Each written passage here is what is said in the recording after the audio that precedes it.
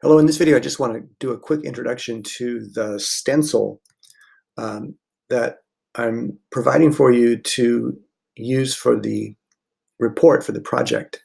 The first page of the report is just going to be a cover page where you're going to put your name and your date.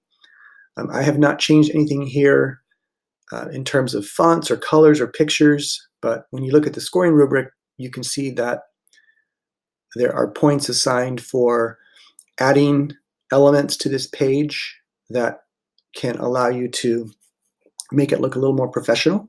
So take a look at that and in the rubric and act accordingly.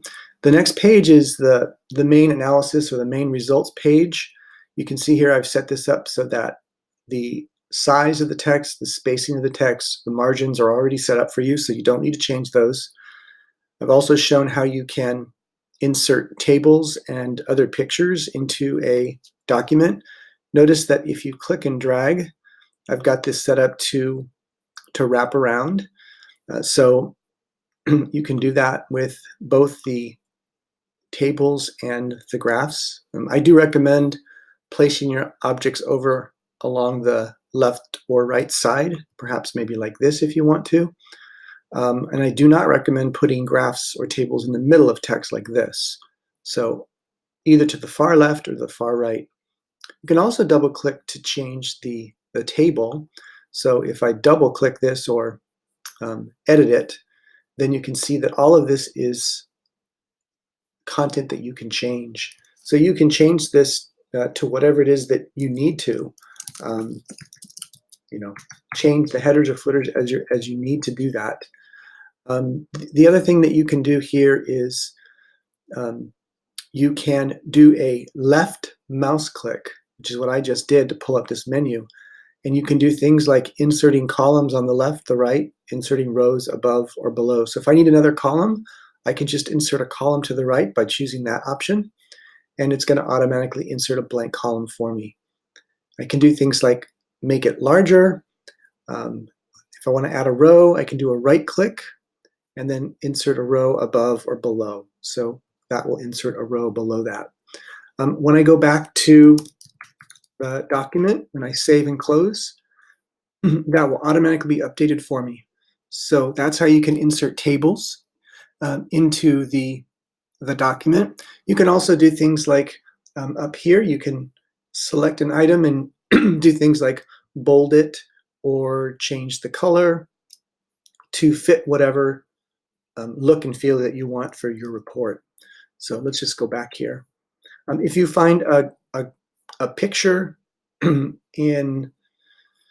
some website or something that you want to use, you can copy and paste that into the document, and then just make sure that you choose the wrap text option down here so that when you drag it around, it will move around for you.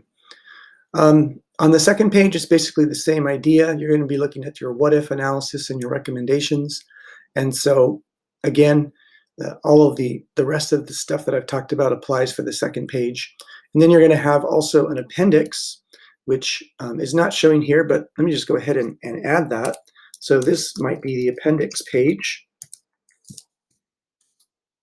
And so what you're going to want to do here is insert any special items, formulas, or whatever it is that you want the reader to know about. But it's really important that you number each one. So like item number 1, item number 2, and so on. And then whatever you want to add in this area, you can. If it's a formula or a picture or a table, go ahead and do that. But it's really important if you add an item in your appendix, back up here somewhere in your text, you need to point to that for the reader. So you may be typing along and want to refer to something in the appendix. And so what you would do is something like, see appendix, item 2 for another table, let's say. And so then this here, this appendix item 2, should match whatever you put here in this appendix. So it's really important that if you put things in the appendix, you have to tell the reader where to find that. And you shouldn't put anything in the appendix that doesn't get referenced up over here. So if you just put random things in the appendix and the reader doesn't know how to make sense of it, then you're not communicating in the best way possible. So that's a little bit of information about the stencil. If you have any questions, make sure you post these to the forum, and I'll try to answer them the best I can.